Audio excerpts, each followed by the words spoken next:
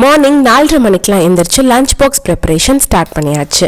இன்னைக்கு அதிகமாக எண்ணெய் குடிக்காத மாதிரி பூரியும் ஈஸியான சென்னா மசாலாவும் ரெடி பண்ண போகிறோம். குக்கரில் எண்ணெய் விட்டு 2 பெரிய வெங்காயம் சேர்த்து வணங்கணும். அந்த கேப்பில் 7 பல் பூண்டு, 4 பச்சை மிளகா, இஞ்சி, கொத்தமல்லி தலை, நம்ம ஊற வச்ச கொண்டக்கடலையிலேருந்து ஒரு 15 மட்டும் எடுத்து நல்லா தண்ணி விட்டு மிக்சியில் அரைச்சிக்கோங்க. இதை இப்போ வெங்காயத்தை கூட சேர்த்தி தக்காளி 1-2 ஒரு சுற்றி அதையும் இது கூட ஆட் பண்ணி நல்லா மிக்ஸ் பண்ணணும். இப்போ இது கூட கொத்தமல்லி தூள், கரம் மசாலா எல்லாமே 1 டேபிள் ஸ்பூன், 1 கப் அளவுக்கு சன்னா நைட்டே ஊற வச்சுட்டேன்.